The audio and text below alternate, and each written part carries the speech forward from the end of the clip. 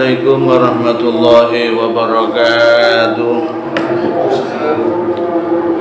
Bismillahirrahmanirrahim. Alhamdulillahi rabbil alamin. Hamdan yuafi ni'amahu wa yukafi'u mazidah.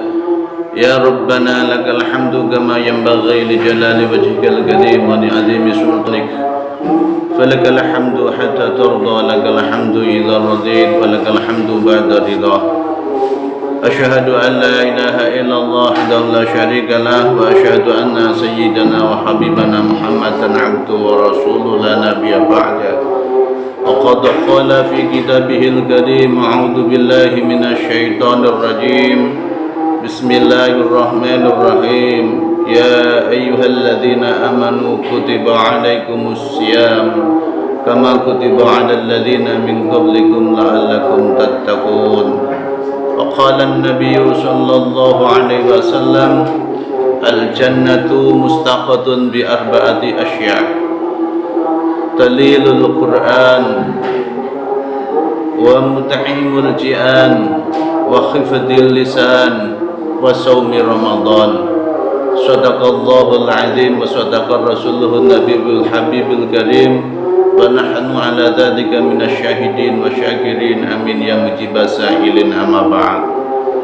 Yang sama-sama kita muliakan panjenenganipun Bapak Sumarayatno, Magister Pendidikan selaku Kepala Madrasah Aliyah Sunan Derajat, asatidz, ustadzah, semuanya yang bisa hadir di majelis zikir Kamis pagi, anak-anakku, siswa-siswi Madrasah Aliyah Sunan Derajat yang saya doakan dan saya banggakan.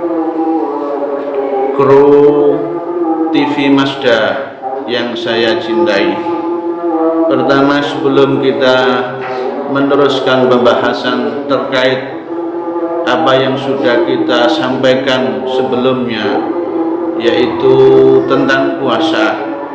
Karena pada hari ini kita masuk hari yang ke-10, mari kita bersama-sama kesempatan pagi yang indah, kesempatan yang mulia ini kita gunakan untuk bersyukur kepada Allah Subhanahu wa Ta'ala dengan mengucapkan kalimat syukur alhamdulillah, alhamdulillahirabbil alamin, yang mana Allah masih memberikan kekuatan lahir batin, jasmaniyah dan ruhaniyah, sehingga apapun gangguan, apapun kenyataan yang kita hadapi, tetap kita berpuasa karena kita diwajibkan oleh Allah Subhanahu wa Ta'ala. Semoga ibadah puasa kita, ibadah-ibadah lainnya di dalam bulan puasa ini diterima oleh Allah Subhanahu wa Ta'ala, menjadikan kita nanti tiket untuk masuk surganya Allah. Amin, Allahumma amin.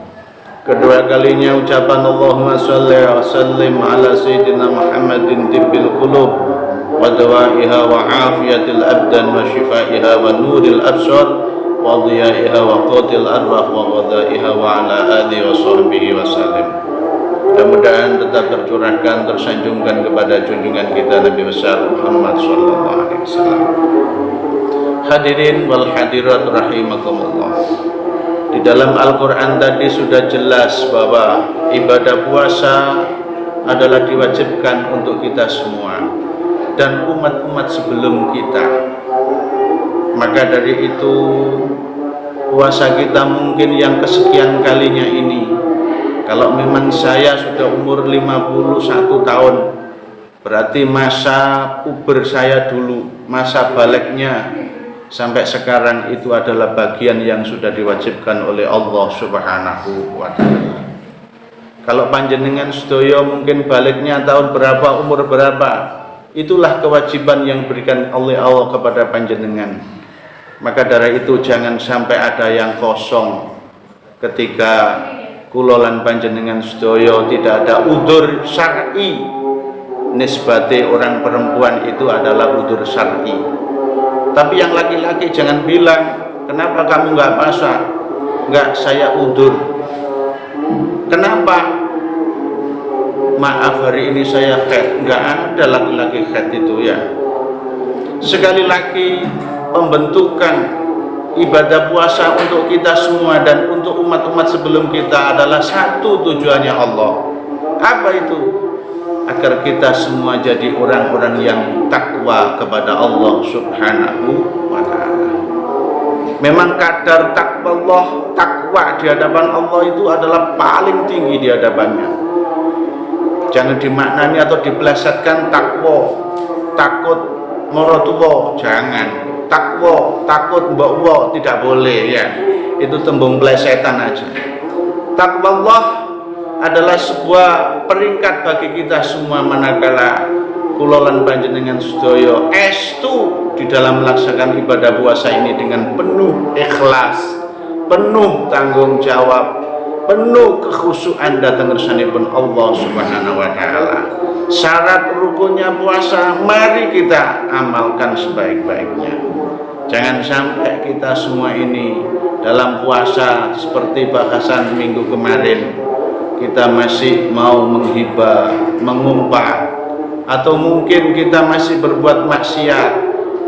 Ya lisannya puasa, badan kita ajak puasa, akan tetapi semuanya itu adalah mengurangi pahala-pahala kita dalam ibadah puasa tersebut.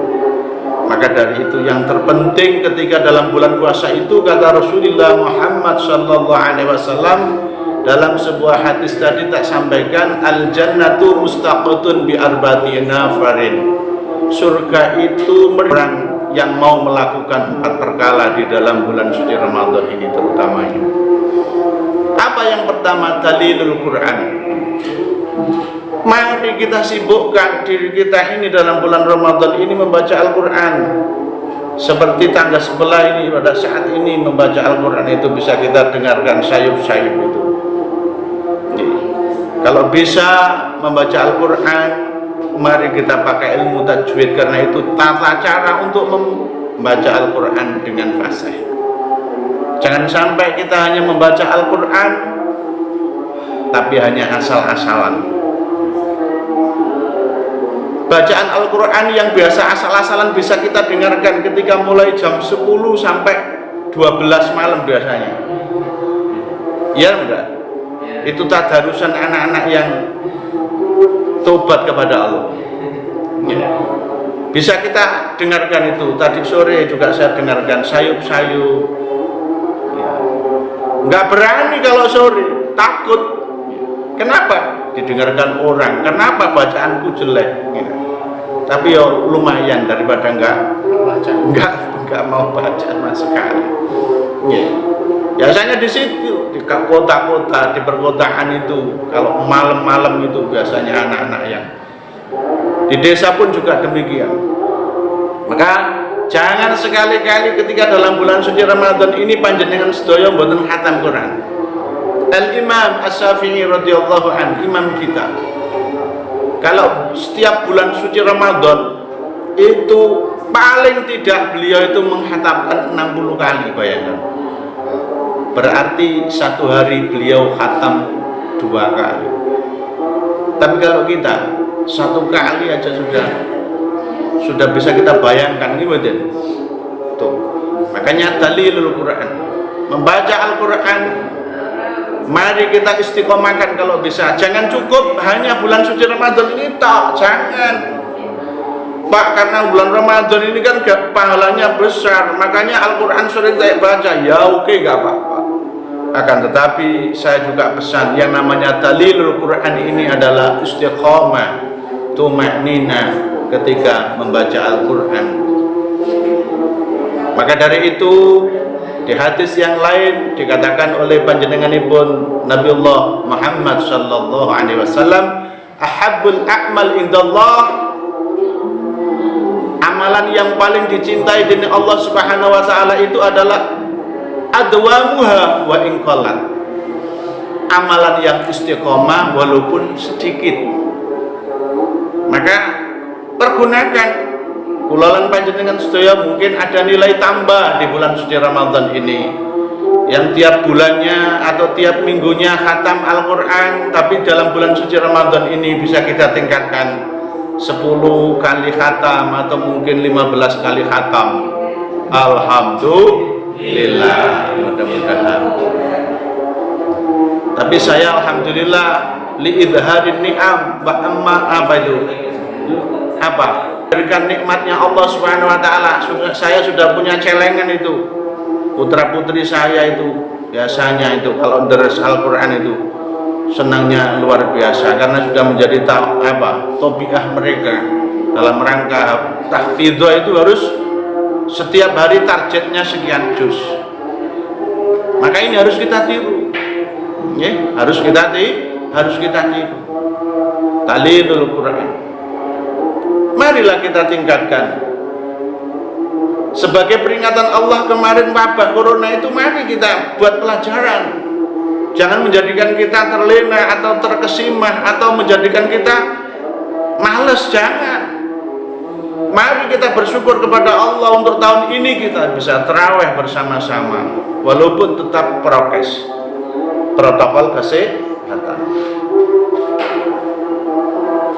Kalau tahun kemarin takutnya minta ampun, gimana?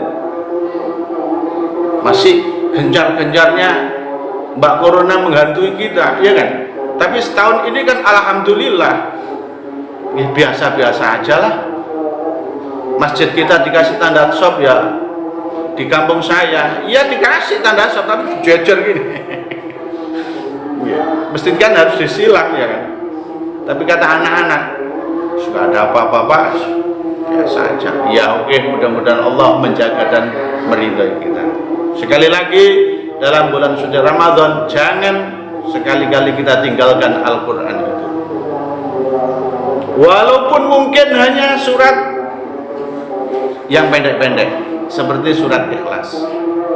Ada makalah itu mengatakan barang siapa yang membaca surat Fatihah sekali, surat Al-Ikhlas 3 kali, surat Al-Falaq atau Al-Mu'awwidzatain, Al-Falaq sekali, Anas sekali, maka dia ibaratnya bagaikan sudah khatam Al-Quran. Pak, saya minta yang itu aja Pak. Oke, tidak apa-apa, itu pun juga bagian Al-Quran. Surat Ikhlas juga Al-Quran, surat Al-Falaq juga Al-Quran, Anas juga Al-Quran. Tapi jangan sampai hanya kul husum sang tok.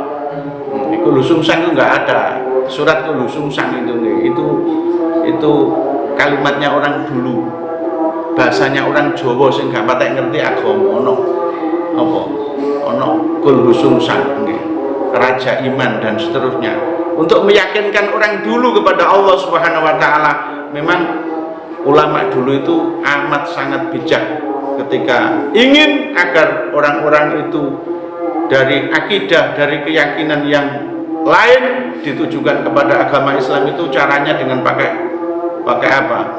Pakai bahasa-bahasa Jawa yang terpenting beliaunya sudah mau iman kepada Allah Subhanahu wa taala. Yang kedua apa? Wa hifdzul lisan. Menjaga lisan. Penting. Jangan sekali-kali dalam bulan suci Ramadan ini lisan kita buat sakarepe dhewe. Nggih, menghibah, oke. Mengumpat, oke. Memfitnah, oke. Jangan. Kasihan perut kita. Nanti nggak ada pahalanya ketika kita puasa, akan tetapi lisannya nggak kita jaga. Menghibah temannya oke, memfitnah temannya boleh, wah ini, maka puasanya hanya mendapat lapar dan haus toh. Na'udzubillah min dzalik.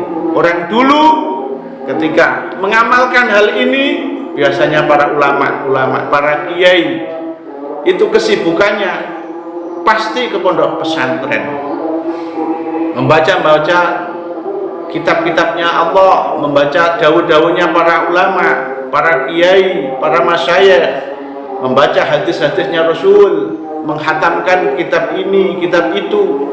Ini dalam rangka menjaga lisan. Kalau kita di lembaga pendidikan formal untuk puasa hari ini, bagian tata usaha atau UPM yang amat sangat melelahkan, yaitu pekerjaan mengisi EDM dan ERKM, itu tidak di Masdar tok, di lembaga-lembaga formal yang lain luar biasa. Makanya kemarin tak kasih support. Enggak apa-apa, gunakan itu sebagai niatan yang baik, bisa ditarik sebagai ibadah datang kersanipun Allah Subhanahu wa Ta'ala. Tepat kita disibukkan untuk menghadapi laptop itu, Pak. Sing biasa bicara ngalor ngidul ngitan ngulon gak jelas, tapi sekarang jelas. Hasilnya pun bisa dirasakan dalam lembaga pendidikan tersebut. Amin, Allahumma. Kalau ulama, kalau kiai sibuk itu. Makanya di era-era dulu itu yang jelas dalam bulan suci Ramadan itu pasti libur sekolah formal itu. Masa kecil saya itu, wes Ramadan jelas libur. Tapi Menteri Pendidikan sekarang tidak. Nek Kemenak ambil tengah-tengah. Oke, kita masukkan efektif fakultatif. Plus nanti akan ada istilah pondok Ramadan. Ini mestinya kita ini harus tanggap dan harus selektif dengan kebijakan pemerintah atau yang dikelola oleh Kemenak ini. Tidak justru malah malas-malasan. Ada masuk 2 minggu nih, males Pak, saya puasa. Katanya itu kalau tidur pun dipahalai oleh Allah, diam pun ibarat membaca tasbih. Makanya saya tidur aja kalau bulan puasa itu. Ya, itu pun juga sudah mendapat pahala. Itu pengertian yang konyol itu ya, pengertian yang tidak bermakna bagi kita selaku orang-orang yang beriman dan bertakwa kepada Allah Subhanahu wa Ta'ala. Nek bengi ngelayap ini yang salah. Makanya talilul Quran mau apa hifdzul lisan, mari kita jaga lisan kula lan panjenengan. Yang ketiga apa? Wa mud'imul ji'an.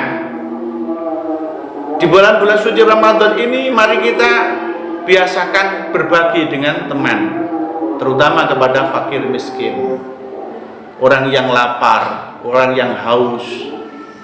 Kita ambil sebuah sikap, biasanya kita adakan buka bersama. Alhamdulillah. Barang siapa yang memberikan sedekah kepada orang yang berpuasa 5 orang, maka kita yang bersedekah akan dapat pahalanya 5 orang yang berpuasa itu. Orang yang berpuasa 5 orang itu tadi tidak kurang sedikit pun pahalanya puasa. Alhamdulillah. Sering saya sampaikan kepada warga masyarakat, di bulan Ramadan ini adalah ladang kita untuk menggait beberapa pahala dari Allah Subhanahu wa Ta'ala. Kalau kita nggak punya uang, ya bisanya apa ibu-ibu? Kita punya gembili, ya kita rebus itu gembili, kita berikan takjil kepada orang-orang yang berbuka puasa. Kita punya puhung menyok itu ya, kita rebus itu, kita sedekahkan kepada orang-orang yang puasa. Makanya biasanya kalau Ramadan ini sibuk untuk ngaji menjelang buka puasa. Dan alhamdulillah untuk Ramadan kali ini saya juga sehat, diberi tugas masyarakat dan juga di tempat saya sendiri dalam rangka mengisi Ramadan ini. Jangan sampai hanya dibuat untuk ngerasani, bicara yang enggak ada arahnya, dan itu kita gunakan untuk membaca beberapa ilmu-ilmunya Allah Subhanahu wa Ta'ala, dan semoga berkah. Kami berharap anak-anakku sekalian nanti kalau pondok Ramadan harus yang 100%, jangan ada yang absen. Setuju? Kita ikuti, walaupun itu nanti hanya dalam pondok Ramadan itu target kita setiap hari bisa khatam, walaupun khatamannya itu apa? Secara gaib, bil gaib. Nggih. Anak 30 kasih 1 juz kan semuanya kan sudah khatam, nggih mboten? 30 menit sudah khatam, alhamdulillah. Terus itu enggak apa-apa. Hanya Al-Qur'an enggak apa, oke enggak apa-apa. Karena tak teliti, anak itu kalau pandai membaca Al-Quran, IQ-nya cerdas. Tapi kalau anak sudah baca Al-Qurannya nggak karu-karuan, itu ndableknya juga nggak karu-karuan. Jadi bisa dilihat dari ketika membaca Al-Quran. Kalau membaca Al-Qurannya bagus, berarti anak ini cerdas. Dikasih ilmu apapun, beliau amat sangat senang dan gampang masuk. Kenapa? Karena membaca Al-Quran itu targetnya adalah beberapa ilmu yang masuk. Mulai dari satu, titian murotalnya, panjang pendeknya. Yang kedua, ahkamul hurufnya. Sambil membaca juga menerapkan, oh ini, bacaan itu, ya kan? Tajwid sudah kita terapkan juga. Yang ketiga, ibtida' wal wasol. Ini caranya berhenti, ini caranya menyambung. Jadi sekali membaca itu menerapkan beberapa ilmu dalam otaknya. Berarti saya bisa mengambil sebuah kesimpulan, kalau anak itu pandai membaca Al-Quran, semua ilmu apapun mudah dimasukkan dalam pikiran dan hati nurani mereka. Semoga anak-anakku jadi anak yang Qurani. Amin Allahumma. Yang keempat, washaimina fi syahri Ramadan.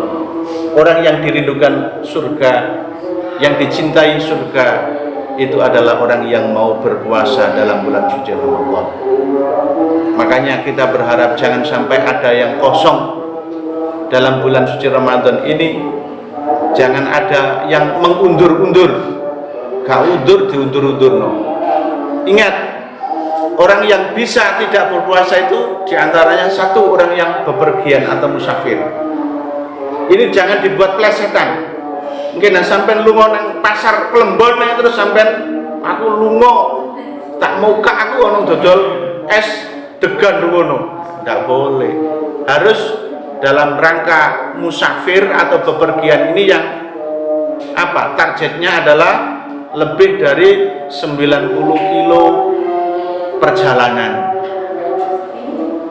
Ini pun juga masih di apa? Di apa itu istilahnya itu dihitung-hitung. Kalau 90 kilo itu naiknya pesawat antara Surabaya dengan Jakarta kan masih kuat, gitu ya. Masih berpuasa pun juga nggak apa-apa, gitu. Nih 90 kilo itu dalam hitungannya pada masanya para sahabat mungkin naik unta, mungkin naik keledai dan seterusnya. Jadi jangan terus lantas, oh saya musafir, saya diwenangkan untuk nggak berbuka atau boleh nggak puasa. Nah itu apa itu? Cari hukum itu jangan seenaknya, gitu. Yang kedua mungkin sakit, boleh nggak puasa. Tapi lihat sakitnya, gitu. Kurang udunen ini kira poso, belar. Lapor tuh nggak poso, udunen. Ini nggak udur namanya. Sakit yang betul-betul sakit, mungkin seperti tipes yang sudah parah itu enggak tuh, atau mungkin liver, mungkin jantung, mungkin apa itu lambungnya kalau dijak sahur mau muntah, kalau nggak dikasih makan perutnya sakit dan seterusnya, itu boleh yang tidak berpuasa. Ini sekedar udunen ya, nggak jadikan udur untuk kita berbuka atau nggak puasa. Yang ketiga mungkin orang yang sudah pikun atau sudah terlalu tua. Semuanya itu ada pelanggarannya. Perempuan yang sudah apa itu tua, mungkin dia mengandung 9 bulan. Pak, gimana kalau mbak saya umur 9 bulan kandungannya tapi dia masih kuat puasa? Ya nggak apa-apa, lanjutkan. Ini yang dikhawatirkan nanti bayinya sama yang mengandung ini ada apa istilahnya beban yang amat sangat berat. Ini boleh nanti di qadha atau bayar fidyah, tapi tetap qadha. Menyusui, baru melahirkan menyusui, ruwet nggih wedok niku nggih akeh temen nggih. Belum lagi kalau nanti head gitu, oh wedok is, wedok itu pokoknya ruwet temenan kayak. Makanya wong lanang ojo pisan-pisan gampang rubah rabi nek durung ngerti kewajiban terhadap sang istri. Ya, durung ngerti bab head nang wis rabi wong lanang. Akhirnya ditakoni bojone ra iso jawab. Gampang rubah rabi tok. Ini betul. Apalagi nanti kalau sudah menyusui atau ini itu, tanggung jawab kita kan sang istri itu. Makanya bagi yang masih jomblo-jomblo, mohon untuk selalu dan selalu belajar yang lebih baik terkait dengan perempuan itu, karena itu amanah yang dititipkan kepada kita semua. Nah, ini sing bagi yang sudah berumah tangga, ya mari kita dalami kewajiban-kewajiban kita sebagai seorang suami. Jadi sekali lagi saya tekankan dan saya utarakan bahwa surga itu merindukan 4 orang yang punya amalan, dan ini nanti akan dipanggil oleh surga itu mana orang yang biasanya mempunyai istiqomah membaca Al-Quran, ta'limul Quran, dan siapa saja yang mau menjaga lisannya. Terus yang ketiga, orang yang mau bersedekah, memberikan makan kepada fakir miskin dan anak-anak yatim. Dan yang keempat adalah bagi kita orang yang berpuasa di bulan suci Ramadan, ini akan mendapat nilai khusus surga nanti yang akan memanggil kita agar kita semua bisa masuk ke surganya Allah Subhanahu wa ta'ala. Mudah-mudahan dikabulkan oleh Allah Subhanahu wa ta'ala. Sekecil apapun yang kita laksanakan, sekali lagi mari kita niati dengan baik agar diterima oleh Allah sebagai amal ibadah yang soleh dan solehah.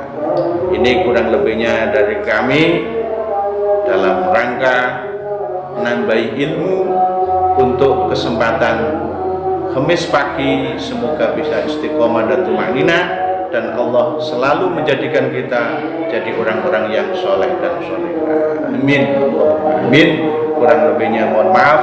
Wallahul muwaffiq ila aqwamit thoriq. Wassalamualaikum warahmatullahi wabarakatuh.